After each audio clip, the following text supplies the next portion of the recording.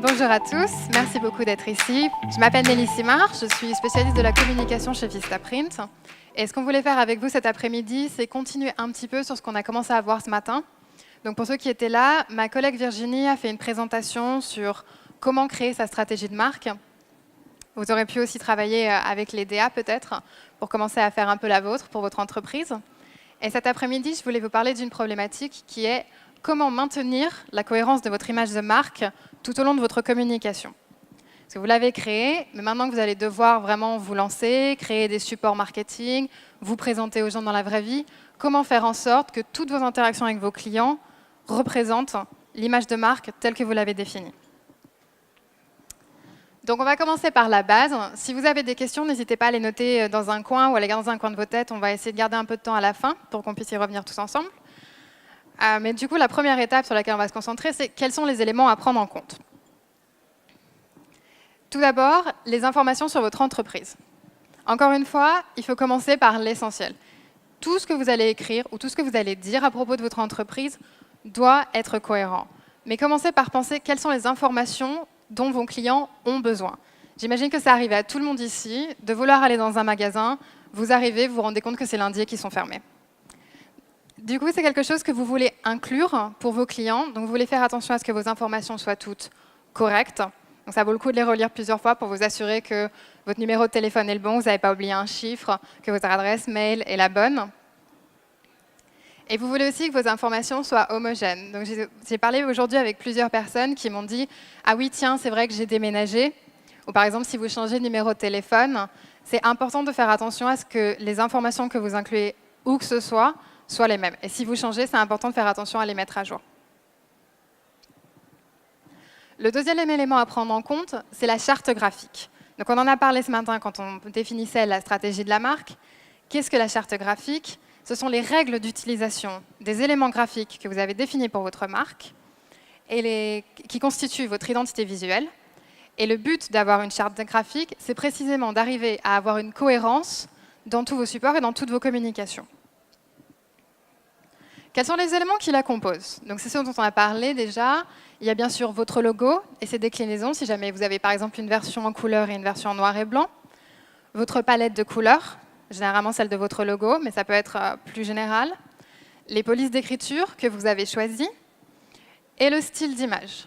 Donc tous ces éléments, c'est ce qui définissent l'identité visuelle de votre entreprise et ce sont des éléments dont vous devez garder la cohérence. Donc on n'est pas nécessairement en train de vous dire, une fois que vous avez choisi une photo, c'est votre photo et c'est la photo que vous allez mettre partout.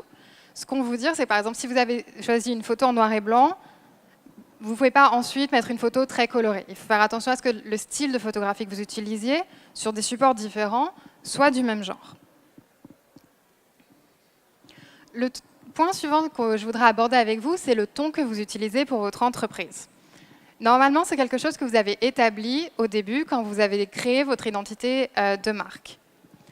Et ça, c'est quelque chose auquel il faut faire très attention. Parce que ce que vous écrivez, vous, en tant que personne, n'est pas la même chose que vous écrivez en tant que chef d'entreprise pour votre entreprise. Votre entreprise ne parle pas nécessairement comme vous. Donc ça, c'est quelque chose que vous avez dû définir. Est-ce que votre entreprise, par exemple, est plus formelle, professionnelle, parce que vous êtes un avocat? Est-ce que vous êtes plus drôle et proche de vos clients, parce que vous êtes, par exemple, un service pour les enfants? Ça, c'est des choses que vous avez dû définir, et c'est des choses auxquelles il va falloir vous tenir. Que ce soit sur des formats plus petits sur lesquels il y a moins de texte, comme une carte de visite, des formats plus longs, ou même un site web. Quand vous avez plusieurs pages, comment est-ce que vous faites pour que chaque page reflète et parle de la même façon? Donc ça, c'est quelque chose, si vous avez écrit quelque part un peu le genre de ton que vous voulez, gardez-le à l'esprit et gardez-le près de vous. Chaque fois que vous devez écrire quelque chose sur votre entreprise, que vous l'ayez là et que vous puissiez vous reporter. Est-ce que je suis en train d'être formelle, si je veux être formelle? Est-ce que je suis plus proche de mon public, si je veux être proche de mon public?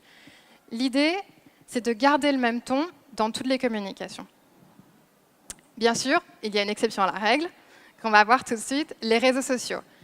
J'imagine que la plupart d'entre vous ont au moins Facebook. Vous avez dû voir la page de l'événement Vistaprint dessus. Mais vous avez aussi potentiellement Instagram ou Pinterest ou ce genre de choses. Et c'est probablement, comme je disais, l'exception qui confirme la règle, au sens où le réseau social vous donne une proximité avec vos clients. C'est un endroit où vous pouvez leur parler comme en personne. Non, par exemple, un site web, ce serait plutôt votre façade. Par contre, le réseau social, c'est là où vous pouvez discuter. Donc même si vous êtes plutôt quelqu'un de très professionnel, de très sérieux, très formel, c'est un endroit où vous pouvez vous permettre d'être plus proche de votre public, d'avoir une proximité, et du coup, le ton peut changer un petit peu. Vous pouvez vous permettre peut-être un peu des traits d'humour sur un réseau social, alors que ce n'est pas nécessairement quelque chose que vous mettrez sur votre flyer. Mais c'est important d'avoir à l'idée que le but étant différent, sur le réseau social, vous misez vraiment sur la proximité, et donc vous pouvez vous permettre de changer un petit peu le ton. Un élément clé pour assurer la cohérence de votre identité de marque, c'est la simplicité. Pour ce faire, il faut garder à l'esprit que vous n'avez pas besoin de tout mettre sur tous vos supports. Comme quand vous vous présentez à une personne, vous n'avez pas besoin de tout dire immédiatement. Donc pour ça, ce qu'il faut faire, c'est commencer par définir la fonction de chaque élément. Pour n'importe quel support que vous voulez créer, il faut faire attention à ce que chaque élément que vous incluez soit pertinent. Par exemple, sur votre carte de visite, est-ce que vous voulez inclure votre nom? Oui, bien sûr. Est-ce que vous voulez inclure l'historique de votre entreprise? Peut-être pas, parce que ce n'est peut-être ni l'endroit ni le moment. Donc l'idée, c'est de trouver les besoins, d'identifier les besoins du contexte, de définir le support dont vous avez besoin, et ensuite de vous assurer que chaque élément est une fonction précise, et c'est pourquoi vous l'incluez. On aura tout à l'heure une présentation par ma collègue Laure qui reviendra plus en détail sur comment choisir un support en fonction de chaque contexte ou de chaque situation, et comment les adapter en fonction du message, ou comment formuler votre message en fonction du support que vous choisissez. Le deuxième point, ce serait de laisser de l'espace. Comme je le disais, vous n'êtes pas obligé d'inclure toutes les informations. Et donc, vous voyez à gauche ce que ça peut donner si vous essayez de tout mettre sur une carte. Au final, c'est illisible. Donc, ce que vous voulez faire, c'est de choisir les informations les plus pertinentes et vous assurer de laisser de l'espace pour qu'elles ressortent bien et qu'on puisse les voir clairement. Une fois que vous avez choisi quelles sont les informations les plus intéressantes, il faut les hiérarchiser. Toutes les informations ne sont pas aussi importantes et du coup, il faut savoir comment les classer, les arranger et leur donner visuellement plus ou moins d'importance. Donc on a par exemple ici une carte de visite. Ce que vous allez mettre au dos ou à l'avant, ce ne sont pas les mêmes informations. Généralement, vous voulez mettre à l'avant, ce qui est la première chose que les gens verront, les informations les plus importantes, ce dont vous voulez qu'ils se souviennent, par exemple votre nom. Et à l'inverse, au verso, vous allez mettre le reste des informations. Toutes les informations n'ont pas à être à la même taille. Par exemple, peut-être que votre nom à vous est plus important que votre identifiant sur Twitter. Donc vous voulez faire en sorte de refléter ça visuellement pour avoir des éléments qui se détachent visuellement, qui sont plus importants que les autres. Maintenant qu'on a vu un peu quelles sont les grandes règles à suivre pour la simplicité de votre carte, comment vous assurer qu'ils sont cohérents? Pour ça, je sais que vous n'êtes pas forcément tous au même point. Les gens qui commencent maintenant leur création ont l'avantage au sens où ils ont tout à faire. Donc c'est facile. Pour les gens qui ont déjà commencé, vous êtes peut-être retrouvé dans le cas où vous avez dû faire vos cartes de visite rapidement pour un salon. Ensuite, vous avez retravaillé votre image, vous vous retrouvez avec différents supports que vous avez fait à différents moments. Vous savez peut-être qu'il faut les mettre à jour. Comment vous y prendre? Le plus facile, pour être sûr que tous vos supports soient cohérents, c'est de créer une liste. Créer une liste de tous les supports marketing que vous avez. Et ensuite, très basique, mettez-les les uns à côté des autres et comparez-les. Parce qu'effectivement, si c'est des supports marketing que vous avez construits au fil du temps, il se peut que vous ayez changé la nuance de bleu que vous utilisez, vous avez peut-être changé votre numéro de téléphone et vous ne vous êtes pas rendu compte que vous ne l'aviez pas mis à jour partout. Mais une fois que vous les aurez tous sous les yeux, ce sera très facile de déterminer lesquels devraient être changés. Si jamais vous avez tout comme il faut, bravo. Un autre point qui est très important à prendre en compte maintenant, c'est que la plupart des clients trouvent les entreprises sur Internet. Donc peut-être que vous n'êtes pas un e-commerce, peut-être que vous ne vendez pas vos services ou produits sur Internet, mais c'est généralement là où les clients vont aller vous chercher. C'est probablement quelque chose que vous faites vous en tant que client. Si vous cherchez un coiffeur que vous ne savez pas où aller chercher, vous allez aller sur Google par exemple et taper « coiffeur près de moi ». Et c'est ce que vos clients vont faire. Ce que vous faites en tant que client, c'est ce que vos clients vont faire pour vous trouver. Donc c'est important d'avoir un site internet même très simple, pour que les gens puissent vous trouver. Et il faut faire en sorte que votre site web reflète le reste de vos communications, ressemble au reste de vos supports marketing, soit comme votre image de marque devrait l'être.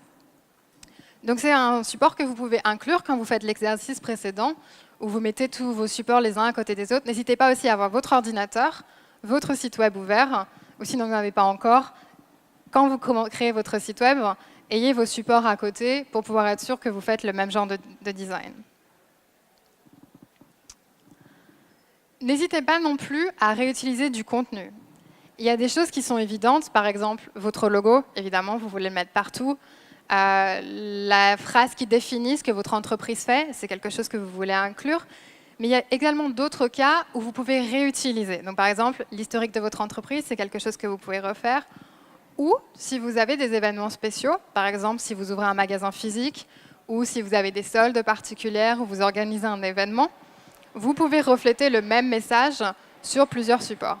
Et dans ce cas-là, c'est important de faire attention à utiliser le même message sur tous vos supports pour bien donner les mêmes informations à tout le monde. Maintenant qu'on a vu un peu ce qu'il faut faire, parlons de ce qu'il ne faut pas faire. L'idée, c'est d'avoir des supports marketing cohérents pour que tout le monde ait l'impression de voir la même marque. D'accord ? C'est comme dans la vraie vie, suivant avec qui vous êtes, les gens peuvent avoir l'impression de voir une personne différente. Et vous ne voulez pas que ça se passe avec votre marque. Vous voulez que tout le monde voit votre marque comme vous voulez qu'on la voit. Donc ça, c'est pour ça que vous essayez d'avoir un marketing cohérent. Ça ne veut pas dire que vous devez être répétitif. Il ne s'agit pas de mettre la même chose partout. Il faut penser plus dans la complémentarité. C'est ce qu'on disait tout à l'heure. Il y a des supports différents qui vont pour des situations différentes. Comment être sûr que chacun réponde à une fonction différente, à un but différent, et faire en sorte qu'ils marchent ensemble. Donc, par exemple, ici, on vous a mis un exemple d'autocollant. Et donc, effectivement, un autocollant, ce sera une façon un peu plus sympa, un petit clin d'œil pour rappeler votre entreprise. Ça n'a pas à faire la même chose que votre site web. Par contre, si on les voit ensemble, on doit se dire, oui, effectivement, c'est la même gamme, c'est la même entreprise, et ils me disent la même chose. La seconde erreur, c'est de penser que parce que vous avez un marketing soigné et cohérent, ça va être un marketing qui est un peu impersonnel, ou qui va être un peu ennuyeux peut-être. Au contraire, le fait d'être cohérent, ça va montrer aux gens que vous avez pris le soin de penser votre marketing, que vous avez le souci du détail et que vous avez une image de marque assez forte pour qu'elle puisse ressortir sur tous vos supports. Et ça, c'est un gage de professionnalisme. Plutôt que d'avoir une carte de visite qui ressemble à quelque chose, un flyer qui ressemble à autre chose, et quand vous vous présentez, vous dégagez une image totalement différente, en vous assurant, en regardant dans le détail comment rendre tous vos supports cohérents, vous allez pouvoir envoyer une image unique qui se fera dire aux gens, oui, cette entreprise, ils font ça et ils le feront bien. Et enfin, pensez également, quel est votre support de communication le plus efficace ? Donc pour certaines personnes, ce sera leur carte de visite parce qu'ils font beaucoup de réseautage. Pour d'autres personnes, ce sera un site web, ils veulent se faire connaître en ligne. Pour d'autres personnes, ce sera les rencontres physiques. Donc, par exemple, ce que vous pouvez faire ici en rencontrant d'autres entrepreneurs locaux. Et ensuite, il faut penser à ça. Par exemple, si le premier support que les gens vont voir, c'est votre carte de visite, c'est probablement le support que vous devez regarder en premier, travailler le plus, et à partir duquel vous voulez créer vos autres supports. Ça n'aurait pas de sens de commencer par un support que vous utilisez par exemple 2 fois par an et d'essayer de travailler à l'envers et de refaire votre carte de visite à partir de ça. Donc, pensez au support que vous utilisez le plus souvent, concentrez-vous d'abord sur celui-là et ensuite passez aux autres. J'espère que ça vous a aidé. Si vous avez des questions, je suis prête à les écouter. On a un micro qu'on peut passer.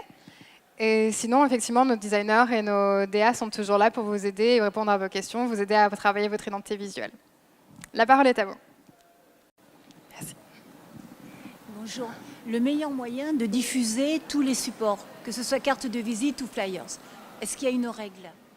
Alors ça dépendra tout du contexte. C'est toujours mieux si vous pouvez le donner dans un contexte professionnel. Donc, du coup, on se rappellera de vous parce que, ah oui, on était en train de parler, on était dans ce contexte, on a parlé.